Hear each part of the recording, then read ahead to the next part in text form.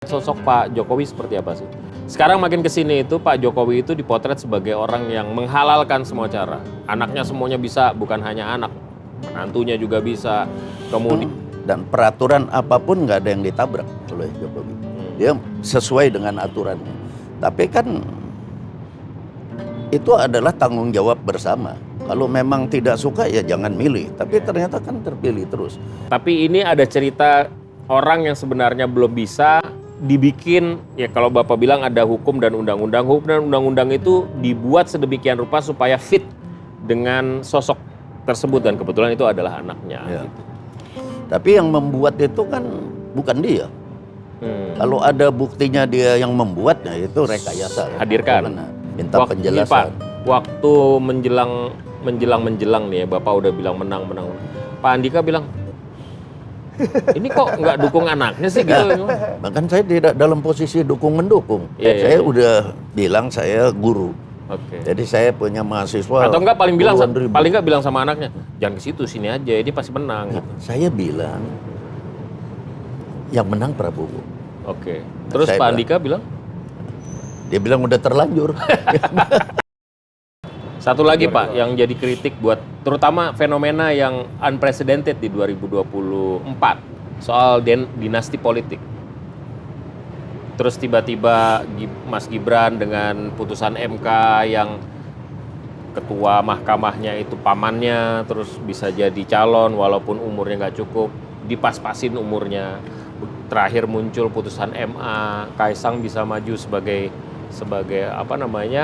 calon yang bisa dipilih padahal seharusnya umurnya nggak segitu. Orang kemudian mengkritisi itu, sebagian juga mendukung gitu ya. Sampai dibully orang kadang-kadang gitu. Nah, Bapak termasuk yang mana, Pak? Buat saya yang jelas kita negara hukum. Jadi sepanjang tidak melanggar hukum dan hukum tata negara termasuk di dalamnya, apa salahnya? Kalau memang tidak suka, ya cari kesalahannya apa. Atau jangan pilih. Atau aja nggak usah pilih, ternyata terpilih. Saya jadi kebetulan saya lagi bangun itu etalase Keraton Majapahit di Jakarta. Majapahit kan 234 tahun berkuasa di Asia Tenggara, nggak ganti-ganti. Iya kan itu. Dan itu dinasti. Ya. Dan itu dinasti. Dinasti. Langsung, tapi kan berkuasa 234 tahun. Rontok karena Perang saudara. perang saudara. Nah, itu ulahnya orang-orang barat kan ngadu domba. Dan itu yang kenapa saya bikin ini biar para generasi orang ada masyarakat dari generasi penerus tahu bahwa kita itu sebetulnya sangat kuat dan beradab sebelum Amerika diketemukan. Jadi tidak benar bahwa kita dulu tidak beradab. Harus dibikin beradab makanya dijajah. Itu keliru. Jadi saya mau lihat ini patung emas ini semuanya ini. Patungnya patung apa? Gajah Mada, Hayam Wuruk. Raja-raja Majapahit kan ada dari emas gitu. Tapi ditanya sama seorang Patung Soekarno Bapak nggak bikin? Udah banyak. Karena kan udah zaman kesini ya. tapi zaman keemasan Ini konteksnya Majapahit ya? Majapahit. Oke. Karena rasanya kita dulu cemerlang zaman Majapahit. Dan itu ada politik dinasti kan. Dinasti raja-raja. Suatu kebetulan atau Bapak sudah membaca nih kira-kira bakal ribut soal politik dinasti ini. Makanya Bapak bikin Keraton Majapahit. Saya bercanda, Pak. ingin saya kalian generasi penerus untuk ini bangsa supaya tahu bahwa kita ini bangsa yang besar dan lebih daripada Barat yang mereka tuh sebetulnya belum ketemu gitu. Jadi kan sebenarnya nggak main ke Keraton Pak Indro. Jadi ada kereta kencana Mas Vito, ada apa Pak untuk raja gitu ya Pak. Tapi itu harus diajak Pak, tapi gini, balik lagi ya soal ini. Kalau Bapak ngelihat sosok Pak Jokowi seperti apa sih? Sekarang makin kesini itu Pak Jokowi itu dipotret sebagai orang yang menghalalkan semua cara. Anaknya semuanya bisa, bukan hanya anak, menantunya juga bisa. Kemudian memaksakan kehendak IKN itu, masa bangun, kata orang-orang, masa bangun ibu kota negara nyari investor, ini kan bukan bisnis, ini harus tanggung jawab negara supaya kita berkedaulatan dan lain sebagainya. Banyak bertubi-tubi kritik pada Pak Jokowi, terutama di masa-masa menjelang dia purna tugas gitu. Bapak sendiri melihat Kalau menghalalkan segala cara itu artinya kan menabrak aturan dan undang-undang. Undang-undang dan peraturan apapun nggak ada yang ditabrak oleh Jokowi. Dia sesuai dengan aturannya. Tapi kan itu adalah tanggung jawab bersama. Kalau memang tidak suka ya jangan milih. Tapi ternyata kan terpilih terus. Dan dari survei kepuasan juga yang paling masih menonjol. Memang elit dari pemerintahan, elit dari partai politik yang bertentangan pasti tidak senang. Dan itu politik dinasti. Kalau saya ingat, dulu saya dekat sama Presiden George Bush. Yang senior, yang junior. Yang junior. Tapi saya kenal juga sama George Bush senior waktu di Rio de Janeiro. Saya sempat foto sama beliau. Senior. Yang senior. Itu juga dinasti ya. Tapi kan juga sesuai aturan. Dia dipilih. Begini Pak, konteksnya dinasti itu pada satu titik di mana bisa dipilih orang yang berasal dari keluarga yang sama seperti Kennedy itu kan kurang apa dinastinya gitu. Iya. Tapi ini ada cerita orang yang sebenarnya belum bisa dibikin, ya kalau Bapak bilang ada hukum dan undang-undang. Hukum dan undang-undang itu dibuat sedemikian rupa supaya fit dengan sosok tersebut dan kebetulan itu adalah anaknya. Gitu. Tapi yang membuat itu kan bukan dia. Kalau ada buktinya dia yang membuatnya itu rekayasa. Hadirkan. Tapi tidak ada bukti. Jadi misalnya begini, waktu dibagikan, tapi ini cerita sini nggak apa-apa, kan sudah selesai juga. Nggak apa-apa buat Vito Mervan. Begini. Bansos. Ya, waktu dibagikan kertas tertutup, siapa yang layak jadi wakil presiden, nulis. Setelah nulis dibuka, Nama 6 semuanya namanya sama. Gibran. Siapa aja 6 orang itu? Nah, lebih bagus tanya sama salah satu. Salah satunya nggak di sini, Pak. Zulkifli Hasan bisa ditanya. Kita akan hadirkan Zulkifli Hasan. Semua. Oh, ini cerita terakhir di hari-hari terakhir ya? Setelah putusan MK ya? Itu setelah putusan MK, Pak? Setelah.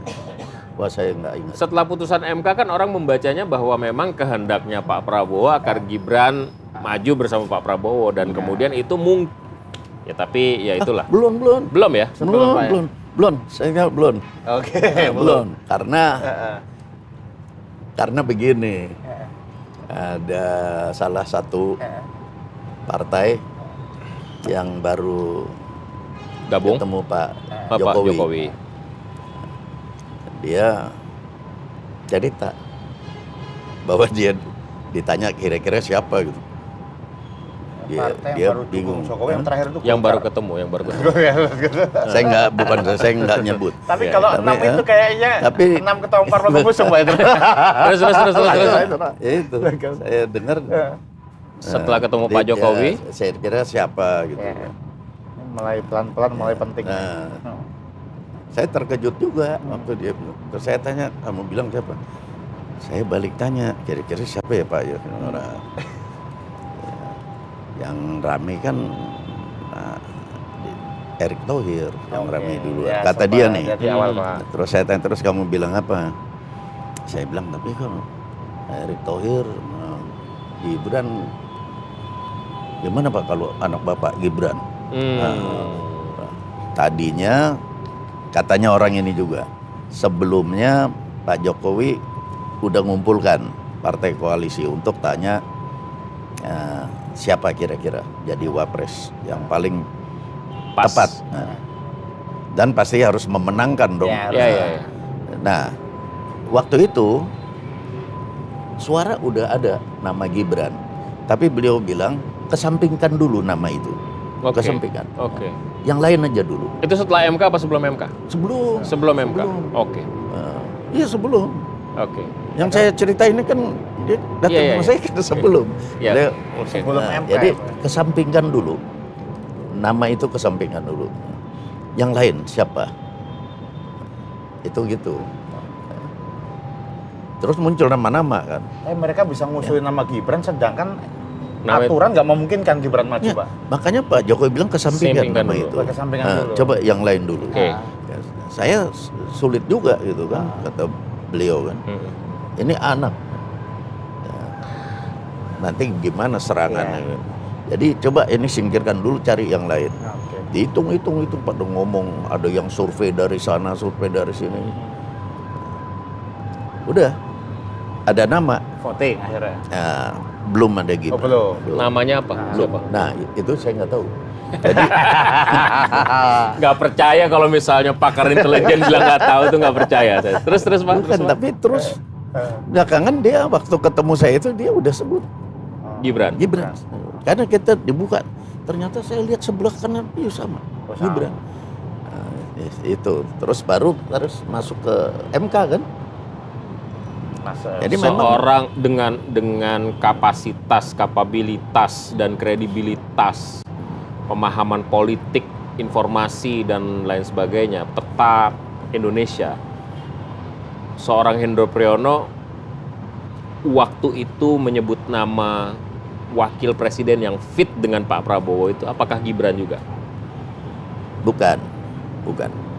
Saya nggak perhitungkan itu. Nggak diperhitungkan Gibran? Tapi kalau bisa masuk,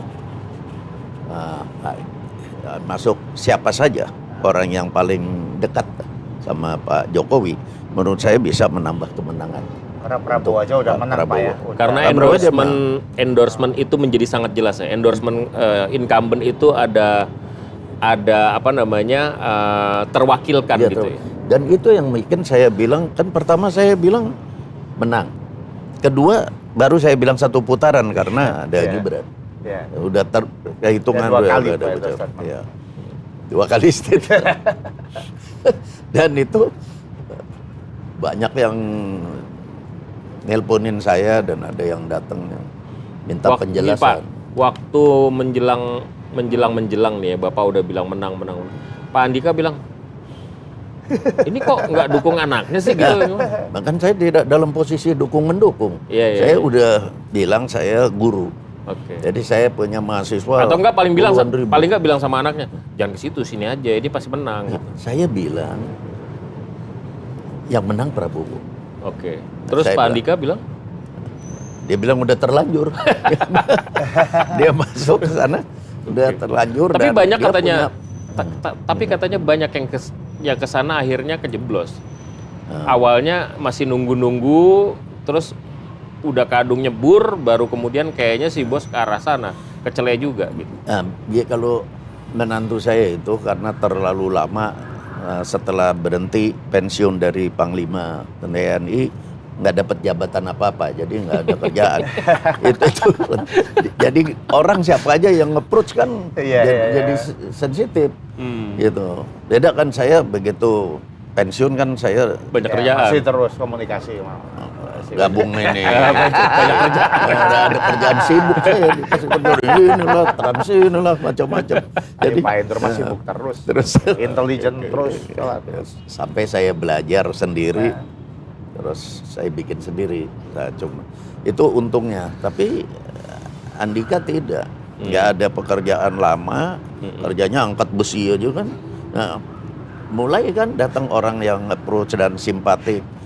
Ini bapaknya loh yang ngomong ya, bukan kita ya. Sah-sah aja. Karena memang begitu, kenyataannya begitu. Kalau saya lihat, kalau saja dia ada posisi waktu itu, mungkin cukup kuat untuk tidak bisa diajak. Tapi karena nggak ada tanggung jawab apa-apa lagi, udah jadi Panglima TNI, udah lama, ya mulai ada pendekatan kan. Gabunglah. Nah, bergabung ke sana kan, dia kan udah tua. Masa saya nggak bisa pengaruhin, kalau saya ngomong juga ntar masa mertua sama menantu berkelahi kan, ya udahlah biar aja gitu, jalan aja. Terserah gitu. Tapi saya cuma ngasih tahu bahwa yang menang Prabowo. Pak Hendro sebagai orang yang 2 kali statement Prabowo menang 1 putaran dan kemarin baru ngasih kado ke Pak Prabowo. Pertanyaan, apakah Pak Hendro dapat tawaran khusus dari Pak Prabowo menjadi penasehat kawan tim pres atau apa? Enggak. Atau ada komunikasi? Enggak mungkin karena saya kan udah enggak seperti saya dulu. Setengahnya juga enggak. Saya udah sering lupa-lupa. Tapi satu angkatan Bapak ada juga calon menhan tuh Pak. Artinya Pak Prabowo itu tidak melihat itu, melihatnya kemampuan gitu. Rasanya saya tidak usah formal lah. Nggak usah formal Lebih lah, bagus pendekatan aja, hubungan Pembisik, jadi pribadi. pembisik. Itu yang lebih ngeri, Pak. Ngeri. Itu yang lebih ngeri.